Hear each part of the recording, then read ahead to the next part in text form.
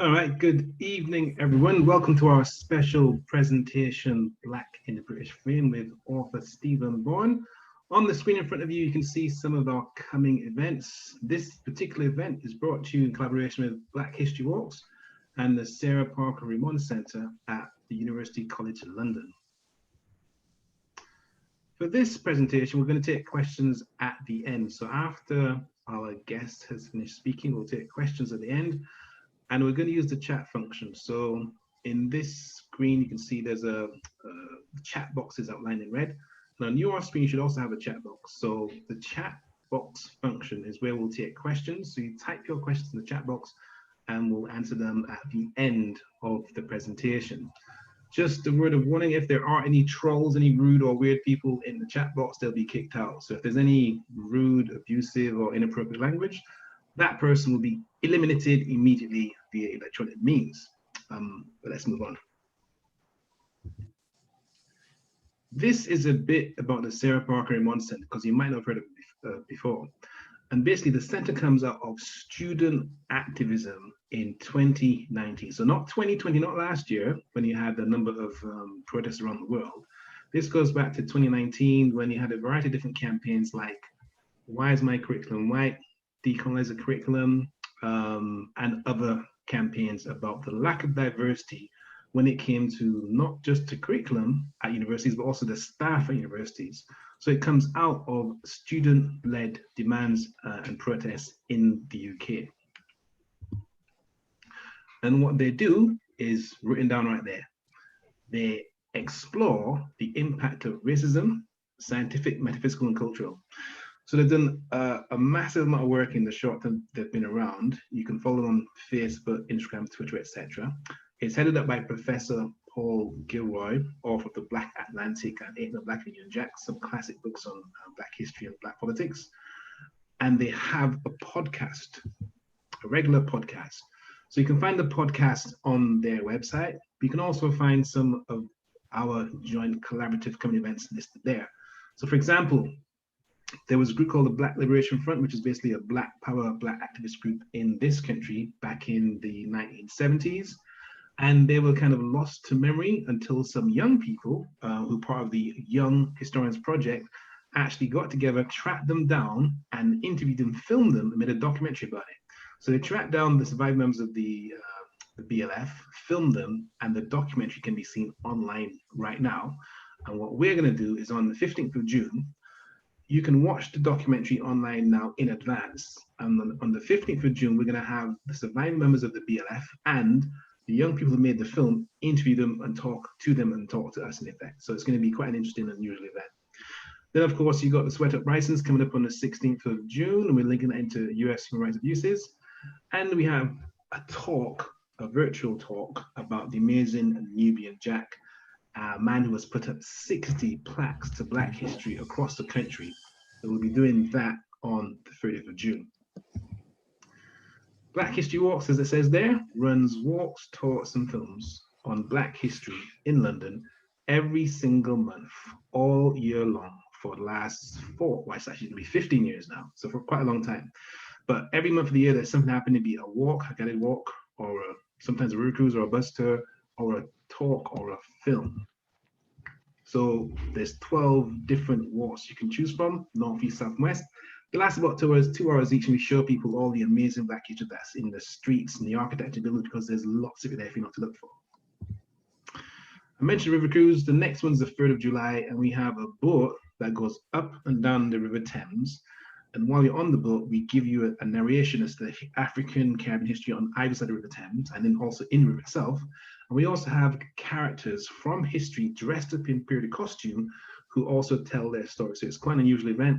The next one's the 3rd of July, and you can get your tickets online. Now, this talk is we talk about actors and actresses. So at the BFI, for the last 14 years, we've been showing films from the African diaspora. What you see here is a tiny fraction of our catalogue of films we've shown there. So normally on a Saturday, for 2 or 3 hours, we'll show a film from the African diaspora and have a Q&A with it. It's the only such program in the entire country that's led from a grassroots perspective. So every month of the year, we show the kind of films you can see there. And these kind of films you can see there are normally not shown in mainstream cinemas for some weird reason. But we show them BFI, and we make sure to bring in the director, the producer, the actors, the actresses, etc., and have a Q&A to kind of draw up more information about the particular film. So that's just a tiny fraction of the films we show. And we have some interesting films coming up because, of course, the virus has knocked out cinema for about a year or so. But we're back shortly with a new film about Black British civil rights. It's called Ultra Violence, and it's all about what happens in this country when it comes to Black deaths in police custody. Because it's an odd situation that we often know a lot about American deaths in custody, but there's a massive history of Black deaths in this country. So for example, on this day, 26th June at BFI Southbank, we're going to have Janet Alder as a guest. And Janet Alder's brother died on camera, on video, in a police station in this country. And the officers who were involved dry cleaned their clothes, washed out the van that her brother was taken in. And there's been a huge issue of injustice with regard to her case. In that, to make it even more interesting, or just state the facts, the body she buried, thinking it was her brother, was not her brother. It was a woman who was 77 years old. Her name was Grace Kamara. So she didn't bury her brother's body when she thought she was buried. It was someone else's body. So it's a massive scandal. We'll be showing a film about that death in custody and some other deaths in custody. It's called Ultra Violence with Ken Farrell and Janet Alder, who is the sister of Christopher Alder, who died in police custody in 1998. But today, oh, sorry, one more thing. Our book, Black History What's in London, Volume 1, comes out shortly. And that book includes a whole chapter. It's about 5,000 words on Black film, Black British film, or films that are shown in this country. So that's another interesting thing to look forward to. Our book called Black History What's in London, Volume 1. Now, the lecture we're doing today is going to be recorded. So this talk is being recorded, and it will be up on this website in about 48 hours. So all the talks we've done with U.C.L. Sarah Parker Remond Centre have been recorded, and they're hosted here. So if you look at the top left-hand corner where it says British slave owners track the money and the stories of their slaves, that attracted 2,300 people to watch it. And you can watch it for yourself online now. But there's about 180 different videos on Black History on our channel, which is just called youtube.com/Black History Walks. And all our lectures are listed there, plus some other stuff that you might not be aware of. Now, let's get to the meat of our presentation. Stephen Bourne. If you look at your screen there, these books are just some of the books that Mr. Bourne has written over the last 30 years or so. So you can you have a whole bunch of really diverse, interesting, fascinating topics there. You got Black Poppies, you got Even and Dove. In fact, if you look at the bottom half of the images there's a book that's called The Black Garbo, on the bottom half of the screen. And it's about Nina Mae McKinney, who was apparently the Black Garbo. So you probably know about Greta Garbo. Well, Mr. Bourne's written a book about a Black woman who was her equivalent. And that's just one of his, I think it's either 15 books or 25 books that he's written. In fact, he could probably give you or write a book on how difficult it is to get these kind of books published. Because I don't want to steal his thunder, but he's been told the most bizarre reasons to not publish some books there, which are now bestsellers. But I'll let him speak with that. But there's a massive amount of history just in these books here. And if I go to the top left-hand side, Deep by the Roots, now that book, he's been trying to get that book published, Deep by the Roots, for the last 30 years. And he can speak more about it himself, but we're going to have a talk on that book as well in the future. Without further ado, let me hand over to Stephen Bourne. Stephen, over to you. Can you hear me all right? Yes, I can. I'm just a bit worried about the comments coming up of people not being able to hear anything. Oh, well. But I don't know whether you can sort that out while I speak, but I better make a start because I want to get through quite a lot of material tonight. And First of all, I want to say a big thank you to Honor and Black History Walks for inviting me to give this particular talk, which is covering a lot of ground in a very short space of time, very complex and challenging history. But I'll do my best to cover as much of it as I can. I will be improvising the slides. Will be, forgive me, I can hear people's talking. Would it be possible to turn people's sound off? Brilliant. I will be holding up stills and magazine covers and things throughout the talk so that you don't have to look at my face for the whole time. And yes, Tony is right. I have been writing Black British history books for 30 years. This year is my 30th anniversary celebration. Aunt Esther's Story was the first book I ever was involved with in 1991.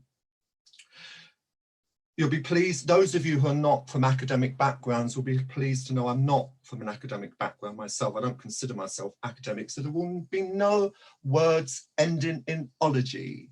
Thank you very much. My approach to history, particularly Black British history, has been what I learned from Aunt Esther's Story in 1991, first-hand testimony. First-hand testimony to me rules. The people tell their own stories. Of course, with the passage of time, it's harder to find Black elders from the community, from the British community, who can give us the information. But just as a kind of starter, I wanted to do something with you, just to give you, hopefully, 3 surprises. Here we have, from my vast Black interest collection, Beyond Uhura, Star Trek and Other Memories by Nichelle Nichols, who I'm sure a lot of you will recognize from Star Trek. Now, she is often claimed, particularly in African-American histories of African-American television, to have kick-started integrated casting. No. We kick-started integrated casting before Uhura.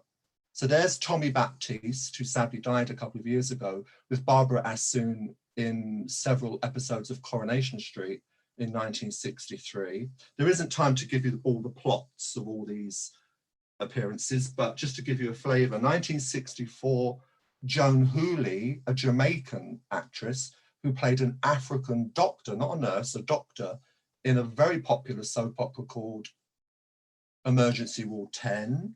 And that same year, some of the episodes of Tommy and Barbara exist, the episodes of Joan Hooley exist, but sadly, no episodes have survived of Compact, which also in 1964, which was a popular BBC soap, long before EastEnders, which had Horace James, a wonderful Trinidadian actor and writer who played, Compact was a woman's magazine, and he was brought in to play a regular role as the magazine photographer. All groundbreaking stuff. Roots, I'm sure a lot of you have heard of Roots, the African-American television drama classic from 1977. It was shown quite quickly on this series, a mini-series, which won lots of Emmy Awards. But we got there first. The BBC are not blameless in terms of race and ethnicity, but they did do a drama documentary series in 1975, 2 years before Roots, called The Fight Against Slavery. This is an actor called Willie Jonah, who was around, a West African actor who was around in theatre mainly in the 60s and 70s. An amazing series. I'm old enough to remember it. I was a teenager at school and watching this stuff because it was such a antidote, I should say, to things like Love Thy Neighbour. And then, not to disparage the great David Olusoga, but David Olusoga a few years ago did his famous and very popular Black and British television documentary series a few years back, published a wonderful, huge book on the subject. But I remember back in 1974, an incredible series, this is from the Radio Times, called The Black Man in Britain, 1550 to 1950, which was shown on BBC Two for 5 weeks, 5 editions. Black producer, Tony Laraya, presented by Derek Griffiths, who some of you may have heard of, best known for comedy work, but did a very brilliant job of presenting this fantastic series, which got me thinking as a teenager back in 1974 about the history of Black people in Britain. So others have done work before, and this is my whole point. We should never make assumptions based on what? Do you know the history? So I want to start by saying that television and radio are as good as film, theatre, literature, sculpture, painting, and any of the other arts. But they are totally neglected and derided in this country. Years ago, people never talked about television, not when I was growing up. It was disposable, it was irrelevant, and Black people always believed that they were invisible on the box or stereotyped, and that is just not true. That's one of the reasons I wrote my book, Black in the British Frame, in 1998. I grew tired of walking into bookshops and searching for books on Black people on television that were not sociological or theoretical and written by university professors. Also, I never sensed from Black people I knew at the time that they felt this was in any way an omission or a gap. I couldn't accept that, and now I want people to become as passionately interested in the subject as I am, and using Black in the British Frame, if I can get it reprinted, as a starting point. Otherwise, the groundbreaking work achieved from the 1930s to the 1990s will continue to be invisible. People will continue to believe in the myths that the BBC only produced entertainment programs featuring the grotesque black and white minstrels, and ITV only made dodgy sitcoms like Love Thy Neighbour. So where did all this sort of begin? It began in my own formative years, watching television, observing things. And then I got involved in an amazing project, which I want to talk about next. The role of television in popular culture and the necessity of the preservation of its history needs urgent attention. It always has. In particular, the African Caribbean contribution, which is still undervalued and poorly understood. Compared to America, Britain is way behind in documenting and making accessible the history of Black people in television. As a result, the considerable differences in the respective histories are not widely realized. In post-war American television, racist caricatures like Amos and Andy were the norm, disappearing in the 60s to make way for the then near visionary integrated casting of programs like Star Trek and I Spy. By contrast, British television, after starting out with a very real, if casual and inconsistent progressiveness, allowed it all to be almost eradicated in the late 60s. And it was no coincidence that this happened immediately after Enoch Powell made his racist Rivers of Blood speech in 1968, at the same time that the popularity of his fictional disciple Alf Garnett in BBC TV's Till Death Us Do Part was at its peak. So aside from popular music and entertainment programming, viewers can hardly be blamed for thinking that a Black presence on British television began in 1972 with the launch of Thames Television's dodgy sitcom Love Thy Neighbour. British television has systematically fouled Black audiences. Only on very rare occasions has it seriously supported or cultivated African Caribbean talent in front of or behind the camera. However, 30 years ago, with proper funding and support, a Black British television history vastly different from what we expected was unearthed. For 2 years, started in January 1989, I was a member of the Race and Ethnicity project team that rediscovered this hidden history.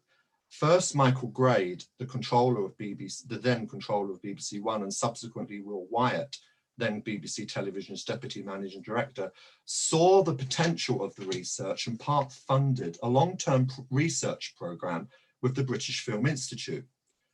And the project aimed through archival research to look at the involvement of African, Caribbean and Asian people in British television, both on and off the screen. So with support from the British Film Institute and the BBC, we pieced together this history, resulting in, amongst others, Black and White and Colour, a two-part documentary first shown by the BBC in 1992. Ooh, wouldn't it be nice if Tony showed it in African Odysseys? I think you'd find it very, very, very interesting after all this time. And as I discovered, what I knew anyway when I started doing the research, that there has been a Black presence on the box since its beginnings, but it is rarely, if at all, acknowledged in general histories of television.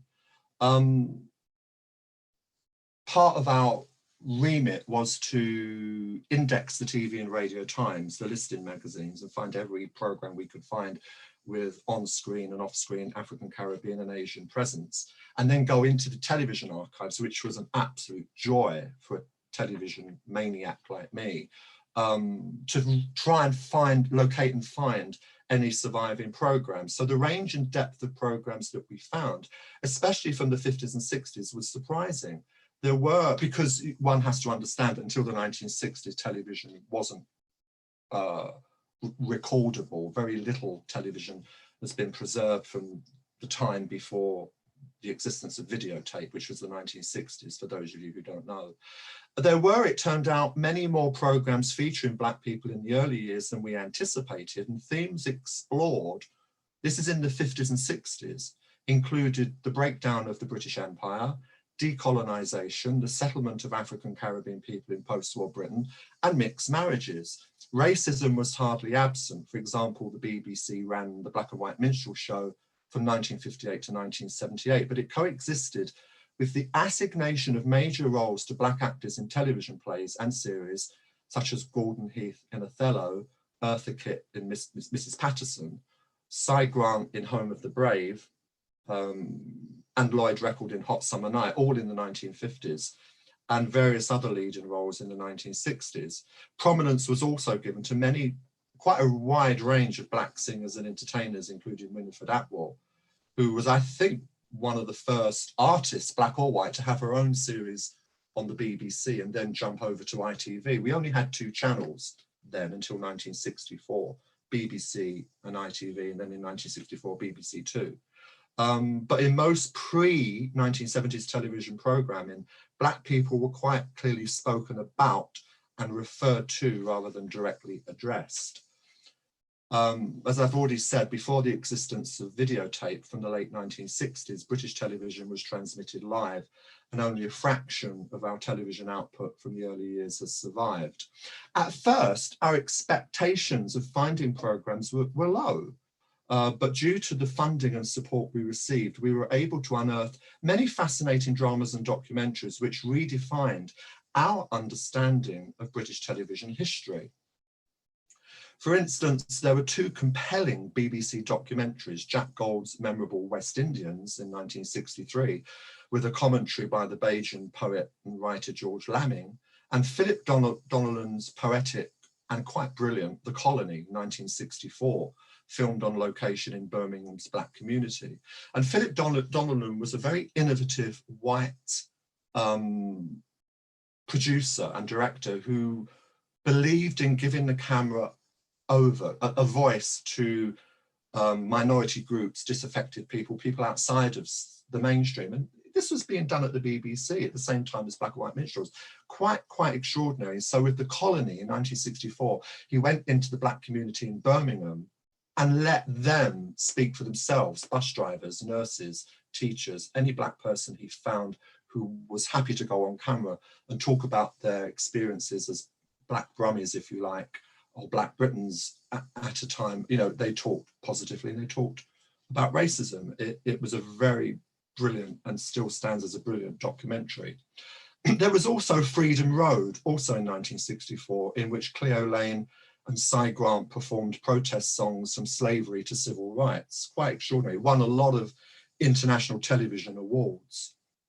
In drama, there was the writer John Hopkins's hard-hitting and thought-provoking episode of Z-Cars, The Place of Safety, as well as Fable, his controversial Wednesday play from 1965, in which he reversed apartheid and located it in Britain. But another highlight was rediscovering the BBC's tele-recording of A Man from the Sun, a drama documentary which was first shown in 1956. This was an attempt to explore the lives of African Caribbean settlers in post-war Britain, and it was transmitted live from a BBC studio with filmed inserts. In light of the various Windrush celebrations that we've had every 10 years since sort of 1988, A Man from the Sun has become even more historically significant. And yet, because of it is television, I emphasize, in italics in my book, it is not considered worthy of attention. Consequently, A Man from the Sun is barely remembered or revived.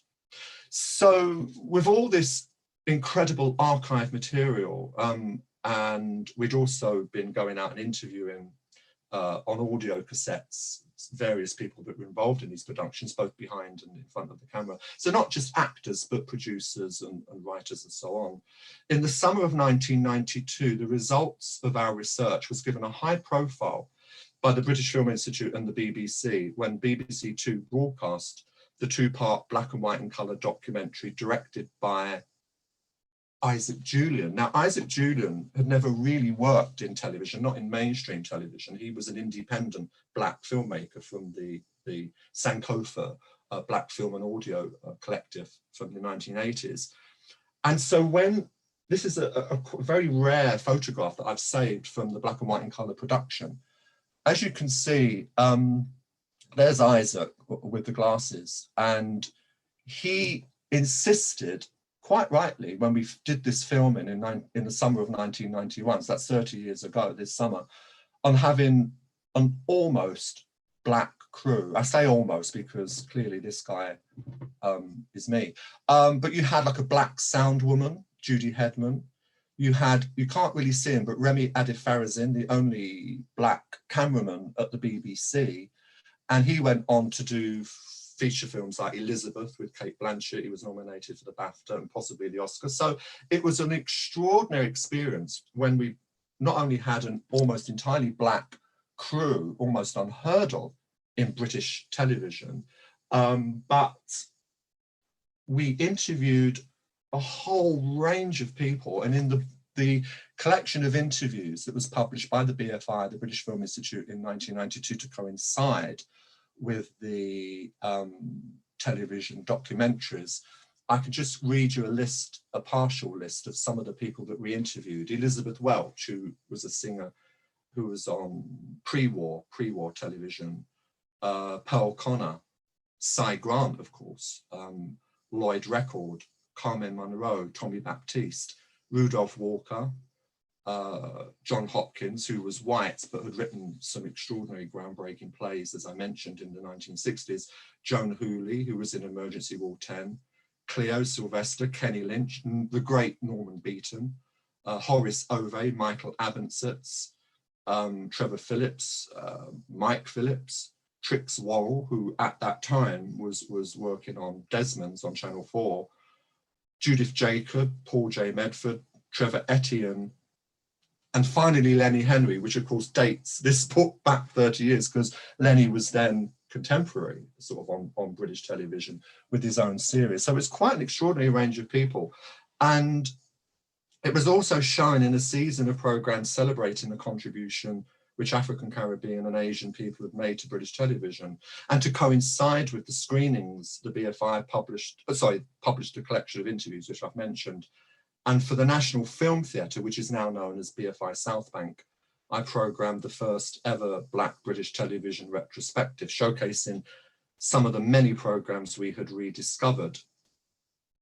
In addition to these outcomes, a unique database was created with information about many thousands, and I mean thousands, of British and American television programs which had been shown on British television in that period, 1936 to 1989.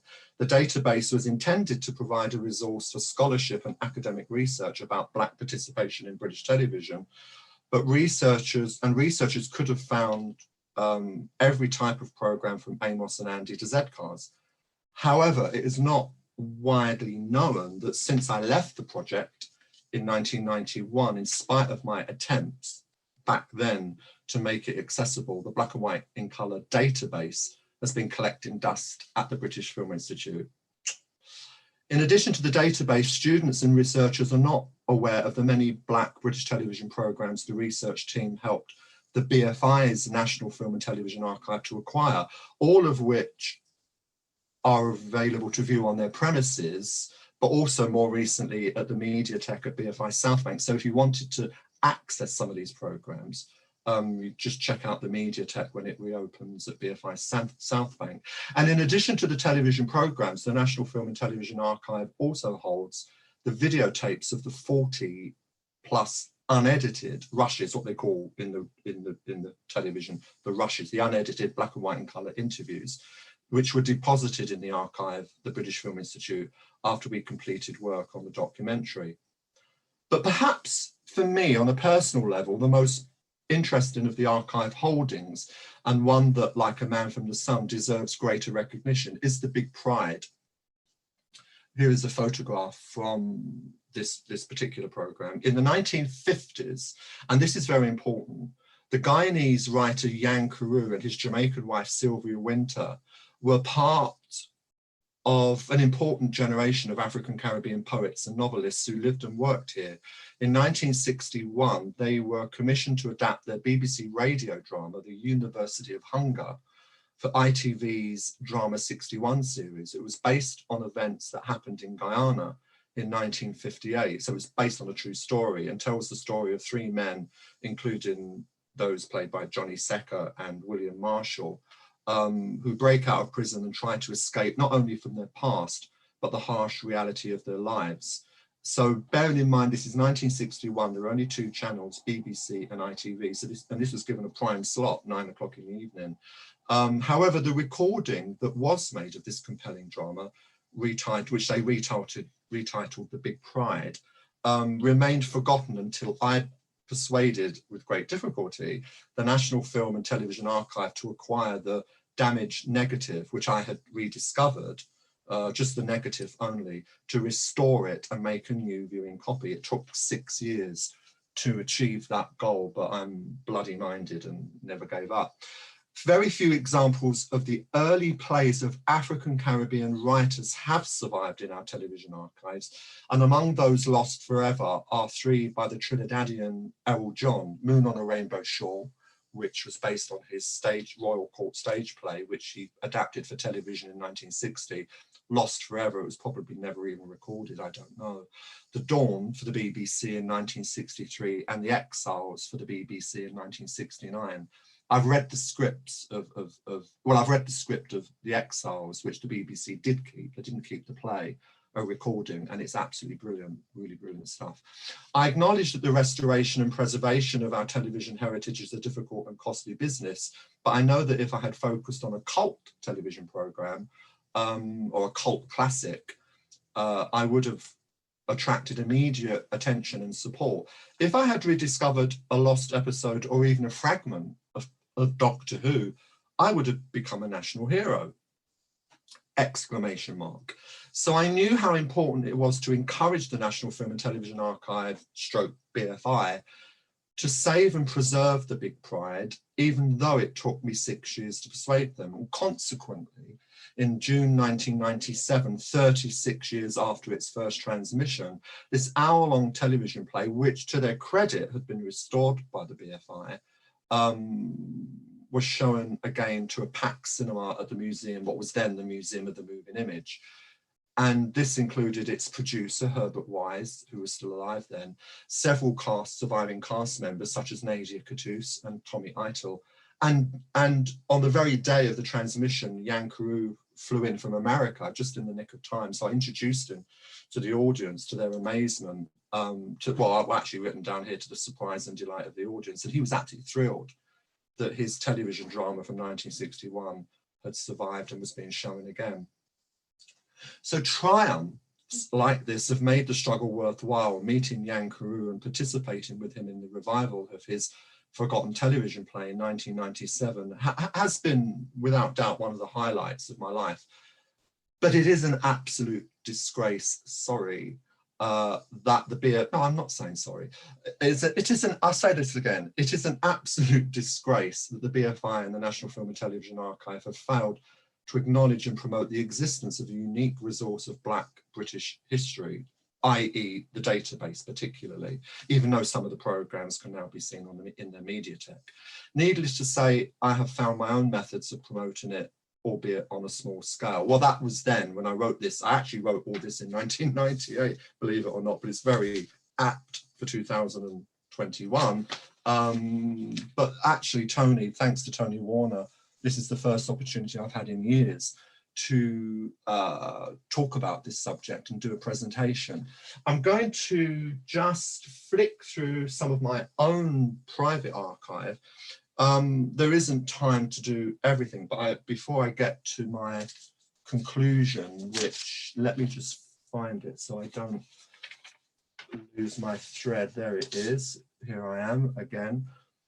Robert Adams. I mean, when I say to people, just in general chit chat, when do you think the first black actor played a leading dramatic role on British television? They say, oh, or a leading role on British television. They usually say Rudolph Walker in Love Thy Neighbour, but in fact, it happened before Rudolph Walker was born in Trinidad in 1939.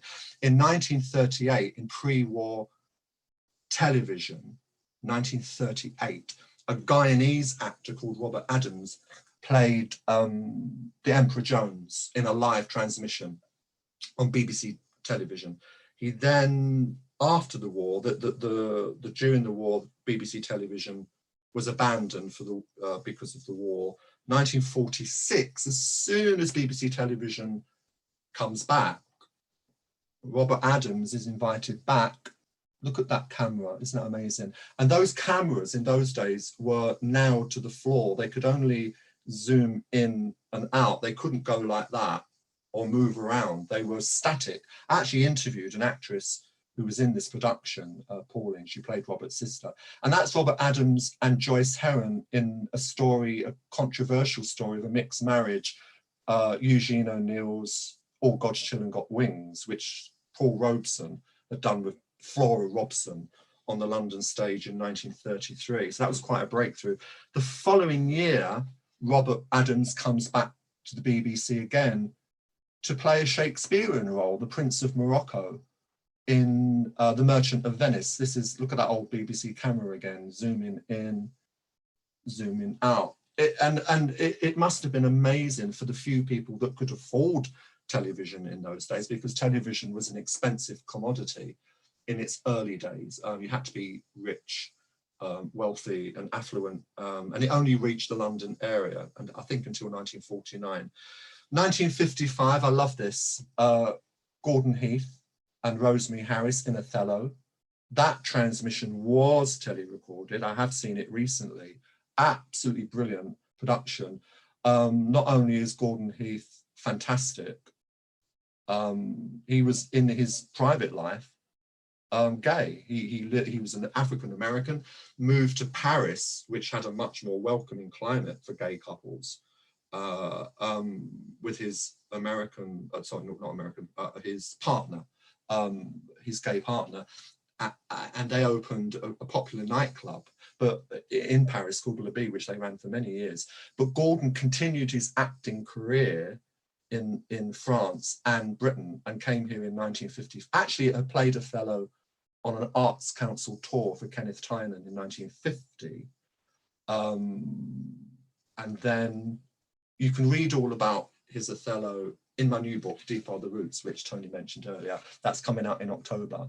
So a very wonderful performance. 1956, I've already mentioned A Man from the Sun. Tele-recording exists of this, which was a drama documentary in 1956, BBC, about African Caribbean settlers in this country. Errol John, again, who I've mentioned, played the leading role. Cy Grant, can't do this talk without mentioning the great Cy Grant.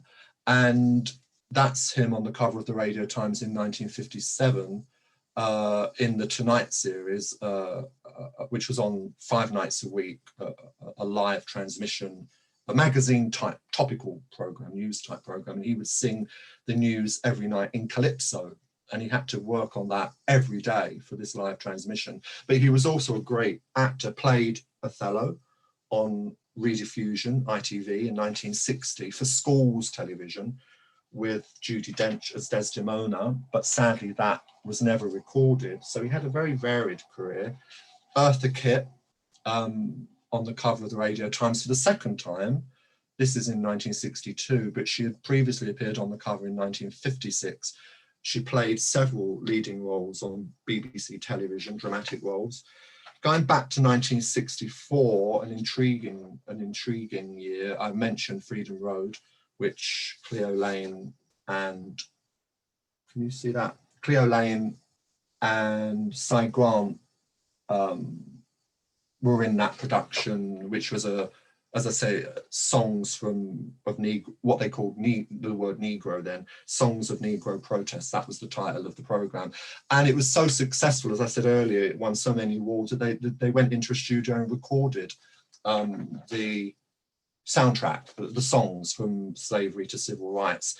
And the cast also included Madeleine Bell from America, who stayed with us, the Madeleine Bell, Nadia Cattouse, who became a great friend of mine, and the wonderful Pearl Prescott from Trinidad and Tobago, who was a real fighter for Black rights in this country. And sadly, she died the following year. Also in 1964, it's an intriguing year. I'm going to stick with 1964 just for a few more minutes. Ella Fitzgerald, African-American artists, very few, apart from Harry Belafonte and maybe one or two other men, very few African-American singers could have their own shows, their own one-woman or one-man shows on American television. The breakthrough came with Harry, but Ella couldn't. So she came to England in 1964, again, an extraordinary year, to do a one-woman show on Granada television, ITV again.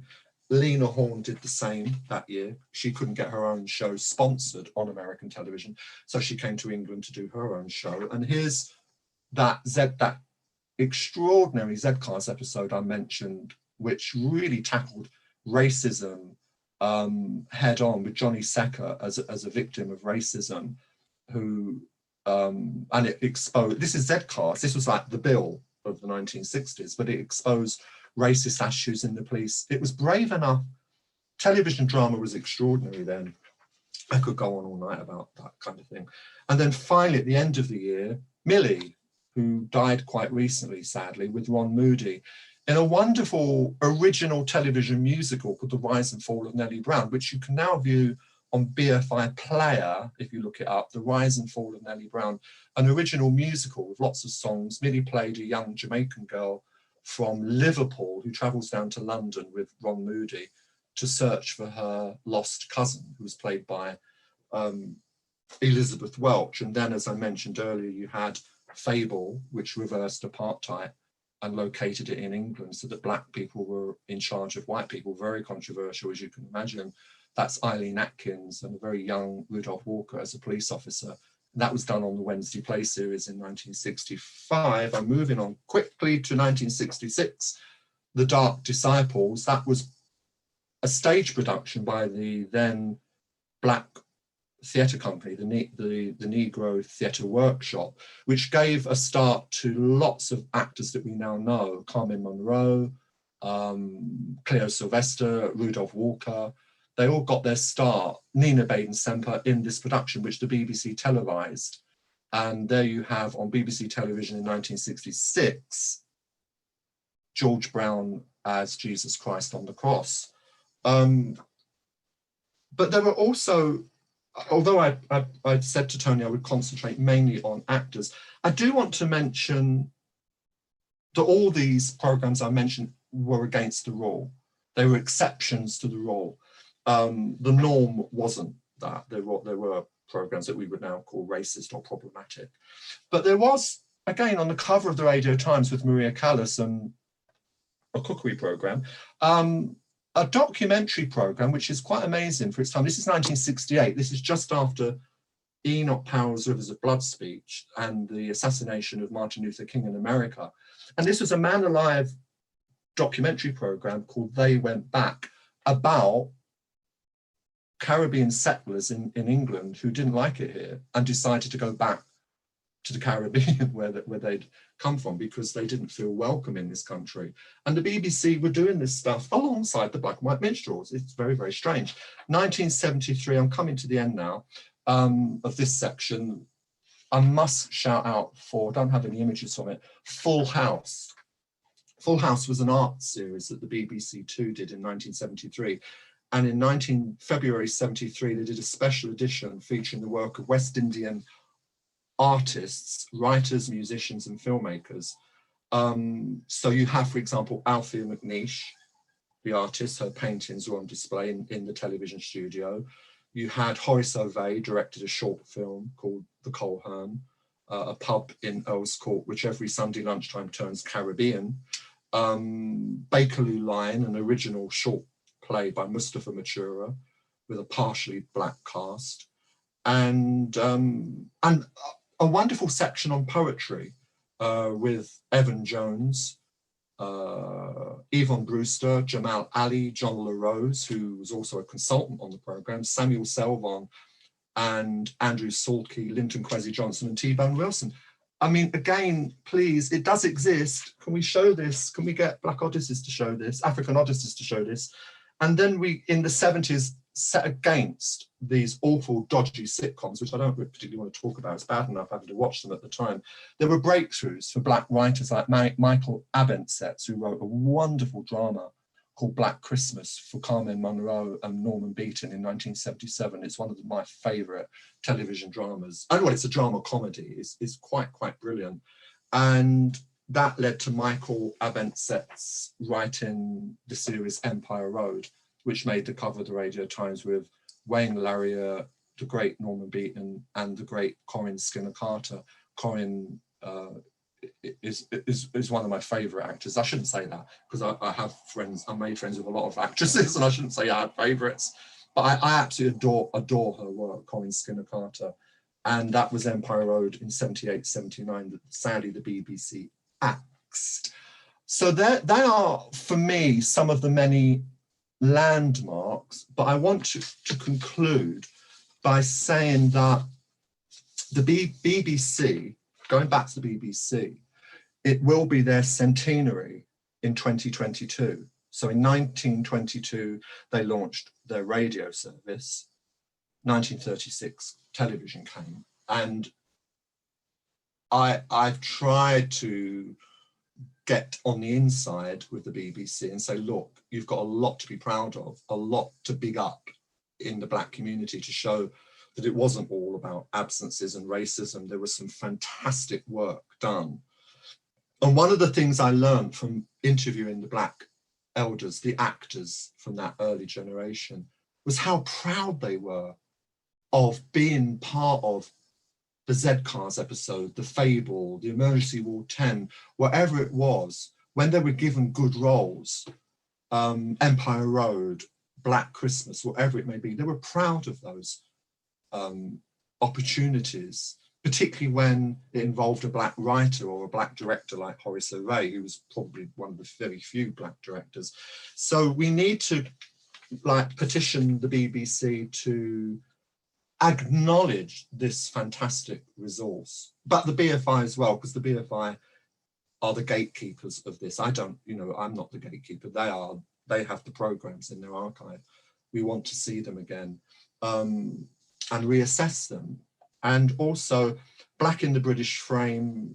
I don't know why, but I didn't pick up a copy. Excuse me a minute. I've got to show the cover. I found everything else, but I didn't think. So Black in the British Frame was published in 1998. It was reprinted and revised and reprinted in 2001, and then was allowed to just drift. There are very few copies available now. But I recently, last year, managed to persuade the publisher to revert the rights back to me. And I'm now talking to one or two publishers about the possibility of having the book reprinted now that I own it. I not only own the copyright, I own the book. It is now mine. It doesn't belong to a publisher at the moment. But that's something for the future. I've been asked to bring it up to date, but I couldn't cope with the amount of work that would be involved in the last 20 years. And I haven't kept up to date with everything. But I'm a great believer in history books that have a time frame. So the time frame of this book is, in film terms, British cinema, Black British cinema, 1896 to 2001, and television, as I've already said, 1936 to 2001. And I think I've covered everything. But thank you for attending. I hope you found that interesting. I didn't want to dwell on the negative. I wanted to commemorate, remember and celebrate the positive, the good work. We owe it to those pioneers, black and white. You know, we use the term black allies a lot now. Well, Philip Donnellan, John Hopkins, all these great people, Herbert Wise, the producer, were white allies. There were white people working within these institutions that made things happen. Now it's a very different situation, but is it? I don't know. I mean, there are some fantastic programs and documentaries being made. Need I say, May I Destroy You, winning the BAFTA over Small Axe. I mean, you've got two brilliant programs, Small Axe and May I Destroy You, competing, and that's never happened. I mean, Carmen Monroe, Rudolph Walker, Norman Beaton, they never got nominated for BAFTAs, and yet they should have been for some of the great work they did. But now that we've turned that corner, but we'll have to wait and see what happens in the future. But I've always believed that if this history was better understood by television makers, whatever background they're from, it would strengthen the argument for Black programming. That's what I believed back in the 90s when I wrote Black in the British Frame. I thought, fantastic, get this out there. And then, but what happened? The people that I wanted to influence didn't read it. They weren't interested. I went to BAFTA in 2001 with this book and an exhibition I did to tie in with this book. They showed the exhibition, they weren't interested. All I got was a phone call from, and I know I shouldn't name names, but Floella Benjamin, who was so condescending, I nearly put the phone down on her. But she was the only black face at BAFTA at the time, but not helpful. Very sad, but hey, that's my life.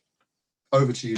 Thank you. Stephen, can you remind us as to the book you took 30 years to get published? What is the No, it's not 30 years. It was Deep Are the Roots. It was 20 years.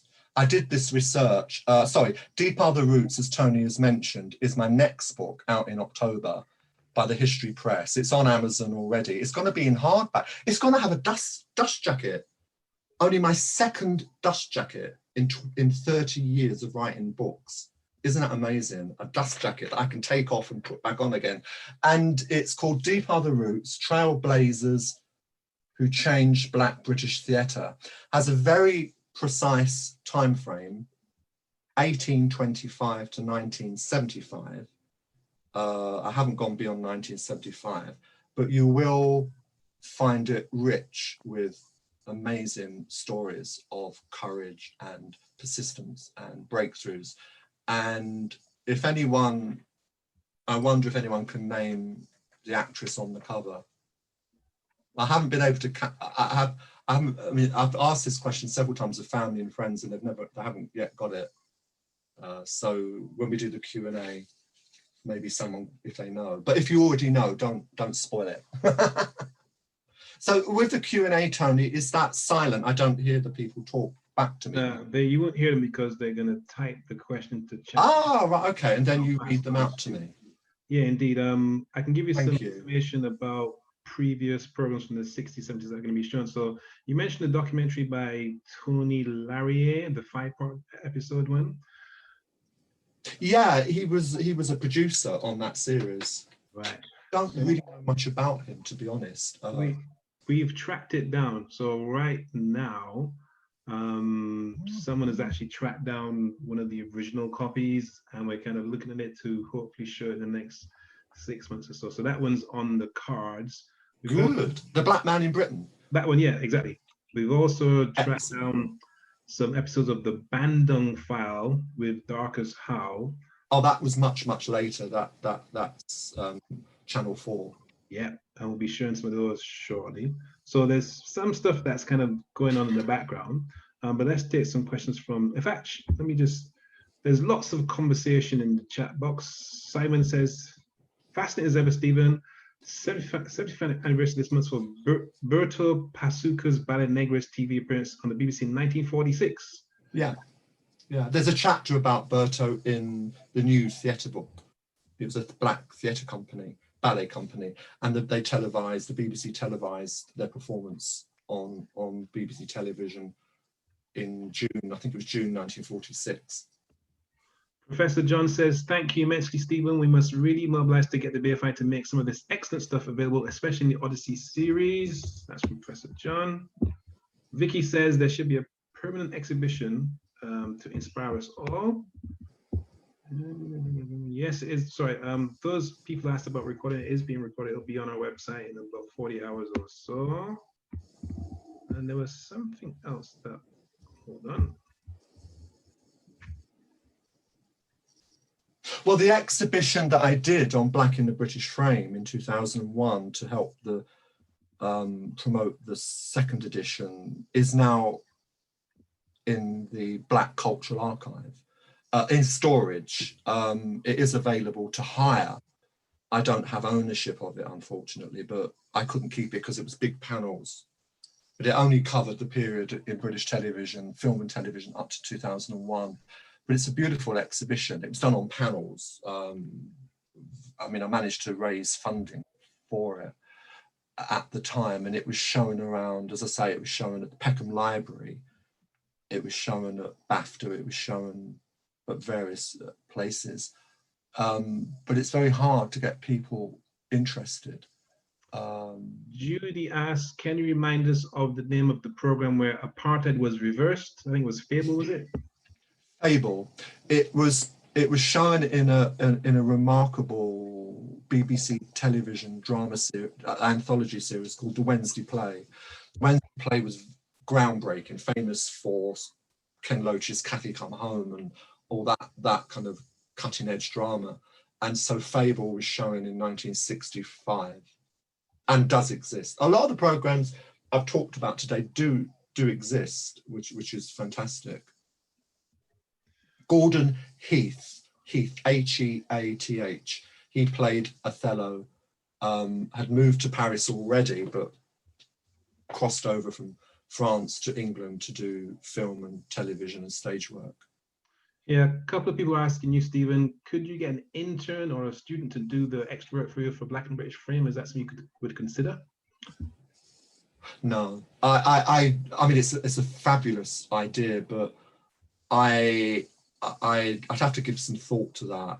I don't have any contact with academia, the world of academia. I wouldn't even know where to begin, but I really just want to reissue the original book without coming up to date. Coming up to date is too I'd have to have ownership of it. Do you understand? It'd have to be my work, my research, and somebody else can write another book on the post 2001 more contemporary television. That would be fantastic. But as you can imagine, television has changed. We have so many channels. I haven't seen a lot of stuff. Film is more complex now than it was then. My heart tells me to reissue the original book in its original form. Right. Claire asks, have you considered writing a screenplay about the topics you've written about? Sorry, say that again, have I? Have you considered writing a screenplay, or I suppose a movie, about the topics you've discussed in the last? Oh, I wish, but I'm not. Do you mean like fiction film? Yeah, like a... No, if I could write fiction, I'd be a rich man. Fiction is beyond me. I've tried, and I'm a historian, I'm a factual writer. I have taken ideas to television companies. I took an idea a couple of years ago based on something to do with this. I won't talk about it in detail, but the problem with television and film is that it's full of white middle-class people who are very nervous of race, particularly now since the Black Lives Matter movement took off a year ago. They're even more nervous now, and they are the people that we need to commission things, to trust. They will trust Lenny Henry. They will trust David Olusoga. They will trust Michaela Coel. They may now even trust Steve McQueen. But there's many, many more Black filmmakers, film students, television, that need support and need to get more stories told. as I say, it says a lot when it's taken 20 years for someone like yourself to invite me to give this particular talk. I would love to give this talk to the BBC, to the BFI, to whoever I can influence, but I can't do it all on my own. So I just stay at home and write the books and hope for the best. Jason says, Stephen, you could complete your PhD by publication on your new book, Just a Thought, no? Oh, you mean, I am aware that is an interesting question, that I have been told that with all the Black British history books I've written, but that would mean stepping into the world of academia, and I'm afraid academia, the world of academia, the world of universities and myself are like oil and water. My face doesn't fit. I couldn't. I mean, if my books could get me there, could get me a PhD, wouldn't that be brilliant? I have been given an honorary fellowship by London South Bank Uni. Didn't have to do anything. Well, I did have to do a lifetime of diversity work, which is why they gave it to me. But I didn't ask for it. It came out of the blue. So I think, no, let them give me an honorary PhD. All right. Janice says, what inspired you to get involved in this type of work in the first place? That is a huge story, but I will give the simple answer because it's too long-winded to talk about. But it is a very important question, and I thank her for asking the question. Just remember this, not all white people come from all white families. Not all Black people come from all Black families. I'm white, working class, but I don't come from an all white family. My first book, I will show you the cover, was Aunt Esther's story.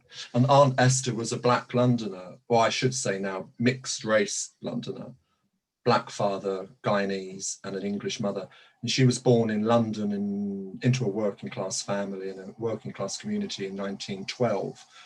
And her parents died. And in 1941, when her father was killed in an accident during the London Blitz, she was adopted by my white working class great grandmother. So you see, there were white allies around then. And I'm very proud of the fact that my great grandmother, who I never knew, she died before I was born. That was Granny who adopted. So when I grew up, Aunt Esther was part of my family. And I was always interested in family history anyway, not just Aunt Esther, but all of the older people in my family. And that's, you see, I went to a secondary modern school. For those of you who are too young to know what secondary moderns were, in my day, if you like, when I was 12 years old, we were given the 11+ exam, and they divided us into two groups. Those that did well went to grammar schools. Those that didn't do so well went to secondary moderns. Didn't do so well, went to secondary modern. So I was like factory fodder, if you like, shop work for the girls, factories for the boys, very traditional. And I didn't learn anything. We didn't do exams, so there was no route to university. But what I did, I used to visit the older relatives, including Aunt Esther. I used to bunk off school, which was very naughty, but I'm glad I did, and talk to the older relatives. And that much later on became the basis of my interest in Black history. I was also, being a working class kid, watched lots and lots of television. So I was always interested in television, just as a viewer, as a kid. And I later discovered, when I went to work at places like the British Film Institute, that middle class people didn't know anything because they weren't allowed. Oh, I went to private school. We were only allowed television for 1 hour on a Sunday. And so they didn't know who Squiggly Diddly was, or who Val, John and Pete were from Blue Peter, or the names of the animals on Blue Peter and Doctor Who. They didn't know anything. But my education came from television, because in a working class home in the 60s, I was only a little kid in the 60s and the 70s, I just soaked all this stuff in. Not just Black representation, but all, you know, I'm still addicted to old television programs. I watch Upstairs, Downstairs for the 100th time on Talking Pictures TV. And yeah, I have the DVD box set. I don't need to watch it on Talking Pictures TV, but I can't help it. Rod says, what do you reckon was the reason for Desmond's success? What was Desmond's success? Oh, that's a brilliant question. Because it was a comedy program from a Black perspective, from a Black writer. It had authenticity. Trix Worrell was a young Black writer at the time who created that series, and he at Channel 4, and he insisted on, or encouraged Channel 4 to employ more Black writers. I've met quite a few of them over time. Some of them are now working outside of the profession because they couldn't sustain the work. But Black writers wrote not just Trix, but he encouraged other Black writers to write scripts for Desmond's, and it would have ran on if Norman Beaton, if we hadn't lost him in 1994. So the series ran for 5 years, and it still holds up. I mean, London Live repeated some episodes, and I was talking to some young Black people where I live, and they couldn't believe it. They'd never seen it because Channel 4 don't repeat it. Channel 4 don't repeat it. They bloody made the series. They'll repeat like Father Ted and other Channel 4 classics, but they don't repeat Desmond's. London Live did for a short time, and young Black people were saying to their mums and dads, where did this come from? I didn't know British television did this. And yet this was such a significant program because it was from a Black perspective, a lot of Black humour in Caribbean and African humour in the program, brilliantly cast. I mean, Norman Beaton was a star, Carmen Monroe, a star, wonderful cast. And it was a real breakthrough at the time because most sitcoms with Black leading players, like Love Thy Neighbour, Mixed Blessings, all that drivel that we had to put up with, had all come from white writers thinking they were doing the right thing, but they were actually doing the white thing, if you'll excuse the bad pun. But that was one of the first sitcoms to come from a Black perspective. Can you mention some of your books that you've written that relate to this topic? So can you just give us some of the books you've written that link into the topic you've just been discussing? Well, there's only Black in the British Frame. The other books that I've written, I can't go and grab them, but Black Poppies is the best known book that I've ever done. Black Poppies, which was about the Black soldiers and the wider Black community in Britain during the First World War. That was so successful that I did a new version in 2019. Last year, I did Under Fire, Black Britain in Wartime, Second World War. That's doing very well. Film, no, I think Black in the British Frame is the only one I've done. I may have contributed the odd chapter to, like there was a Black Star book that the BFI did, that I did something for that, like it was edited by somebody else. But Black in the British Frame is the key book that I've done on that subject. But there's still very few books on the subject of Black British television. There's still very few. So the Black Poppies, the one that's your bestseller, is that the one that was rejected like 15 times? No, that was Mother Country. Mother Country was a book that I was desperate to do. Mother Country. I mean, Deep Are the Roots, which is coming out in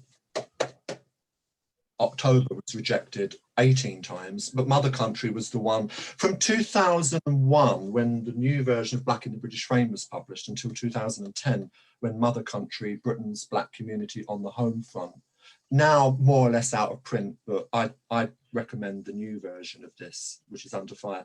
But every publisher I went to would not consider it. The Black community in Britain on the home front in the Second World War. And from 2001 to 2010, that was about 8 years, I was in the wilderness. I had to go and get a proper job. So I worked part-time as a library assistant at Peckham Library and various libraries in my London borough. And happy to do so. I come from a family of get on and earn a living. I couldn't get arrested by a publisher from 2001 to 2010. And then once the History Press commissioned the Mother Country book, then I did another one for them on the Black servicemen in the Second World War. Then the third one they accepted straight away, which was Black Poppies. So Black Poppies was actually easier. What it was, Tony, with Black Poppies is that it was the most difficult and challenging book that I've ever written, because there's such a dearth of information. and what little information there was on the black servicemen in the First World War conflicted. So it was a nightmare. And I actually thought it was going to be a terrible book, that no one would buy it. And it turned out during the World War I centenary, although it was completely ignored by the BBC, completely ignored by the broadsheets, it turned out to be the most successful book, because the black community got behind it and just word of mouth spread that this book is the one. I mean, I know David Olusoga did one called The World's War, a bigger book, which came out shortly after my book. But my book was much smaller, more accessible in a way. So I'm very, very, very proud of that achievement. But it has been a struggle. I mean, none of this has come easy. Just of interest, in 2020, with the Black Lives Matter phenomenon, did you find yourself being rushed to comment or to write books or to do articles on Black people? Well, ironically, two of the publishers that rejected Mother Country all those years ago, editors from those publishing houses contacted me through my website. I've got a website with a contact page, and they wanted to Zoom and talk to me. And one of them was practically begging me to come up with a Black British history book for them. And I said, well, I've already signed the contract for Deep Are the Roots, the theatre book, but we'll pay you more money. I said, look, I can't just magic a book out of the air. I'm sorry, that's not the way I operate. It's not the way I work. It has to be organic. It has to be something I want to do and feel passionate about. I'll do Deep Are the Roots, get it out of the way, and if I think of anything, I'll come back to you. Okay. It's not about the money. I have earned very little, to be honest. It's about being passionate about one's work, being dedicated to it, and doing the right thing. But it's what I say to people is, the reason I've never been able to get a literary agent, what's that? 30 years of writing Black British history books, no literary agent will touch me with a barge pole. It's still difficult. It's still impossible. Literary agents, oh, your books are too niche. Black people don't buy books. This is what I've been told time and time again. So I gave up on trying to find a literary agent. I've done it all by myself, because literary agents, 99.9% of them are white and middle class. They don't understand the market. I don't know whether the goalposts have moved because of Black Lives Matter movement with publishers, white middle class publishers and literary agents. I don't know. Only time will tell. And I think we will start seeing more and more Black interest books, history, culture, whatever it may be, politics, coming out this year. Yeah. I know of a few. Well, your own book, Black History Walks, which is brilliant. But there aren't enough Black publishers. There aren't, to my knowledge, hardly any Black literary agents. It's just a handful. But I've given up on trying to find a literary agent. I mean, what can they do for me anyway? I mean, I've been doing it for 30 years. I must be doing something right. Jason says, what advice would you give to a young up-and-coming writer trying to break into the business? What would you say to him or her? Well, again, a brilliant question. What advice would I give? Keep an open mind and don't believe it. If you're thinking about writing a Black British history book like I do, please, please, please take on board everything that's been said about the Windrush scandal, George Floyd murder, the tensions between the Black community and the police, stop and search. Take all that on board, it's important. Take on board what the brilliant Steve McQueen has done with Small Axe, but still keep an open mind. Still keep an open mind and do research, do wider research. Don't get sucked into thinking in a specific way. Be as broad-minded as you can possibly be and question everything. Even stuff you're told is the right thing may not be for you. And you may find a way of writing a book which is original and exciting. That's the only advice I can give. I followed my heart. I followed the path that I'm now on and have been for many years. But it was never planned. I mean, nothing is planned. It's all been a bit kind of hit and miss, but I wouldn't have changed it for anything. It's been an extraordinary 30 years, but I am getting older. I'm a lot older than I look. And I kind of feel it's time to start winding down it. But it's wonderful to see more, particularly more Black writers getting opportunities to write books. So I think publishing world is beginning to change. But my story is my story. It's about what happened in the last 30 years, and it's important. I hope that's an answer. Karine says, can I ask, what have you found the most valuable influence or influences? What have you found the most valuable influences as far as your life? Oh, another brilliant question. Talking to people, talking to older people, talking to Black elders. Wow, the stories they can tell. And again, keep an open mind. If you ask them, if you ask like a Black elder who was a nurse in the 1950s to talk about racism, they will talk about racism. But never forget that there would have been white patients and white nurses that would have been their friends. So ask that question as well. And be broad-minded and open-minded about it. So find out the negative, but also ask about the positive. Did you have any white friends? Did you have any white allies? You know, so you get a much broader picture. That would be, that for me, thank goodness I learned that early on, that I didn't just go to the older generation of Black actors, like the ones I've mentioned, Rudolph Walker, Coleman Monroe, and say to them, oh, it must have been awful being a Black actor in the 1960s. They didn't want to hear that. They wanted me to talk about the positive stuff. They wanted to talk to me about the positive work that they did in theatre, in television particularly, and in radio. We haven't even touched on radio. And so I learned early on, and also with my Aunt Esther, who did experience racism. Of course she did. She was born in London in 1912, for goodness sake. But overall, she had a very happy life and witnessed a lot of changes. 2 world wars, Windrush, the Windrush generation. So she had a lot to share with me, but mostly it was positive, with some racist incidents as well. And that again informed me about how to talk to elders, but it's always go to the elders and talk to them and get them to open up about their lives, positive and negative. Speaking of history, I mean, when you did your presentation, you just had to hand a whole bunch of stuff from 50, 60 years ago, and you showed it to us. So how much stuff have you got? How did you get that stuff? And when you die, where will it end up? My sister keeps asking me that question because she lives in Ireland, and she keeps saying, like, if you get knocked over by a bus, what am I supposed to do with all that stuff in your flat? Who knows? I'm trying. I'm not ready yet to hand it over. I mean, it's around me. When I wrote Deep Are the Roots, all the under lockdown last year, from August to February this year, all the information I needed was here in my filing cabinets, in my book, on my bookshelves. I'm not ready to hand it over, but I do need, absolutely, Tony, to sit down and think it through. I have parted with some stuff. I gave a lot of my Paul Robeson archive to the Black Cultural Archive, and other bits and pieces, exhibitions, a couple of exhibitions and things. But overall, in the long term, there has to be a home for it. But you would hope that it would be an easy question to answer, but it's not. I did try the Victoria and Albert Museum dead loss.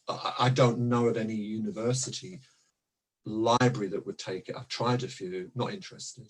It's very, very hard. But now you see with Black Lives Matter movement, maybe it's changing. Maybe the attitudes are changing. So maybe now that things are settling down and we hopefully come out of lockdown, these are things that I can address with universities and say, look, I want to give this archive to you. It's and I've always been a great believer in the Black Cultural Archive, but I've also done a lot of work with them, talks, you know, to raise funds for them. But I've also a great believer in other archives having a Black history, if you like, section, so that local archives, like we have in where I live in South London, a local history library, and I've always encouraged them so that to have some sort of context of local Black history, particularly, so that it doesn't all go to the Black Cultural Archive, that it's spread around. Black Cultural Archive is fantastic and I support it, but I want to see other archives take responsibility as well. Otherwise, it will just end up in Windrush Square, and that's not accessible to everyone. Mm. What, makes sense. Yeah, what, oh, I've got the question now, it's right here. Oh yeah, someone has said that there should be a part 2, that should be a whole session where you go through every single one of your books in detail. What do you think about that, Stephen?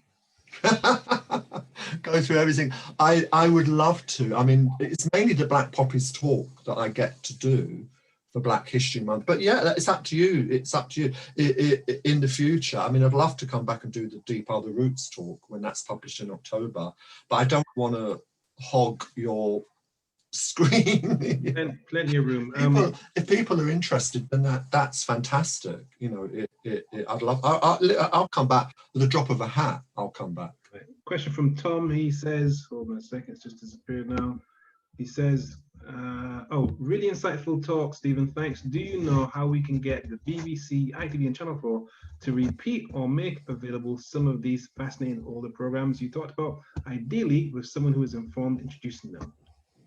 Well, as I've already said, when BFI South Bank, near Waterloo, in case you don't know where it is, but they have a media tech, and they have been, to their credit, making accessible a lot of the programs and many others that I haven't mentioned that you can read about in Black in the British Frame, accessible. So you can just, it's free access, but they don't promote it. They don't promote it. They're the worst at, this is white middle class people for you.